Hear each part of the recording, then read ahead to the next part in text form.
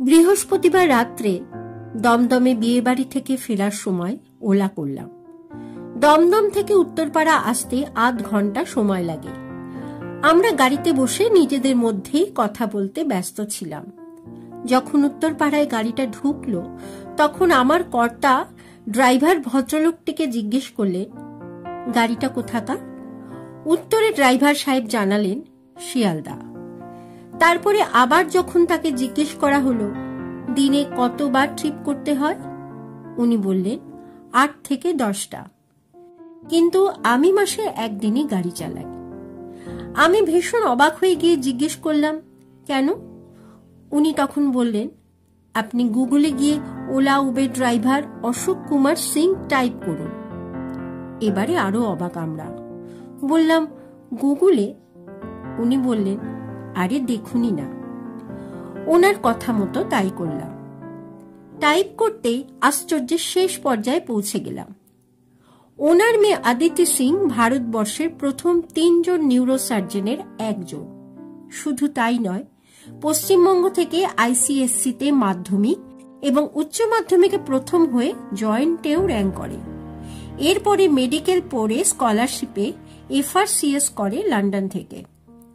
এরপরে AIIMS এ neurosurgeon হয়ে join করে। বর্তমানে লন্ডনেই থাকে।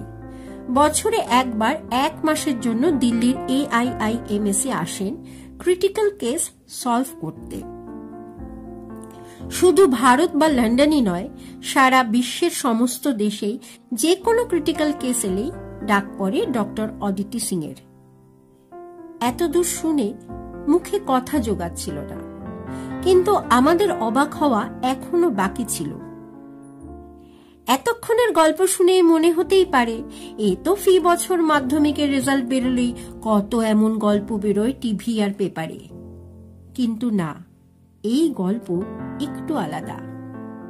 ভদ্রলোক এবার নিজের জীবনের গল্প বললেন।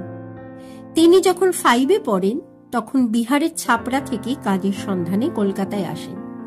শিয়ালদায় একটা হোটেলে 3 বছর বাসন ধোয়ার কাজ করেন। এই কাজ করে কিছু পয়সা জমিয়ে আবার স্কুলে ভর্তি হন। মাধ্যমিক ও উচ্চ মাধ্যমিক পাশ করেন। কিন্তু এইভাবে হোটেলে কাজ করে পড়ার সময় কমে আসছিল, তাই তিনি ড্রাইভিং শিখে গাড়ি চালাতে শুরু করেন। দিনে গাড়ি চালিয়ে রাত্রে কলেজে পড়তেন। বেশি পয়সা রোজগার করার জন্য অ্যাম্বুলেন্স চালাতে শুরু করেন। এইভাবেই তিনি গ্র্যাজুয়েশন করে মাস্টার্সে পড়া শেষ করেন। এরপরে তার বিয়ে হয়। বিয়ের পরে তার স্ত্রীর গলার হার বিক্রি করে নিজের একটা গাড়ি কেনেন।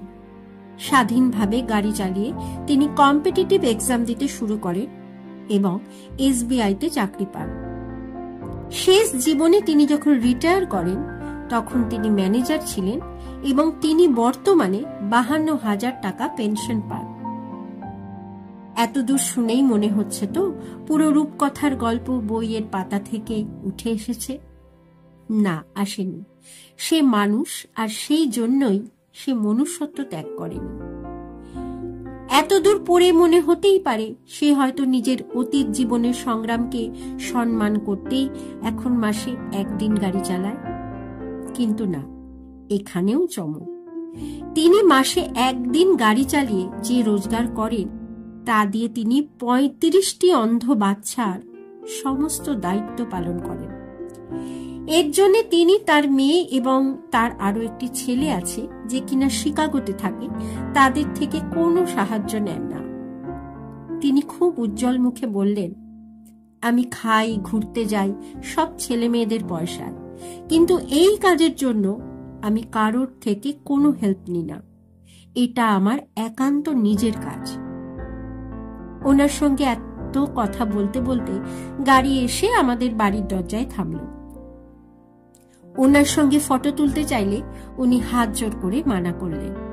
বহুবার বলার পরে কুণ্ঠিতভাবে 2টি ছবি তুলতে রাজি হলেন। সবাই তো আমরা বেঁচে থাকি, কাজ করি, কিন্তু এমন ভাবে কয়জনে ভাবতে পারি? একার জন্য বাঁচাটা বাঁচা নয়। কারোর জন্য কিছু করে যেতে পারলে হয়তো জীবনের সার্থকতা খুঁজে পাওয়া যেতে পারে। এটা একান্তই আমার ব্যক্তিগত মতামত। এমন হয়তো অনেক মানুষ আছেন যারা কোনো প্রচার বা সমর্থনের জন্য অপেক্ষায় না থেকে নিজের সামর্থ্যের মধ্যে থেকেই অন্যদের আলোর পথ দেখিয়ে নিয়ে যান। বহু মানুষের অনুপ্রেরণা হয়ে ভালো থাকুন আপনি। অশোক কুমার সিংজি। গল্পটি সংগৃহীত। গল্প পাঠে আমি অর্পিতা। যদি আমার গল্প আপনাদের ভালো লেগে থাকে তাহলে আমার ইউটিউব চ্যানেলটিকে সাবস্ক্রাইব করে আমার পাশে থাকার অনুরোধ রইল, যাতে আগামী দিনে আমি এমন নতুন নতুন সুন্দর গল্প নিয়ে আপনাদের সামনে হাজির হতে পারি। আজকের মতো বিদায়। ভালো থাকবেন সকলে। ধন্যবাদ।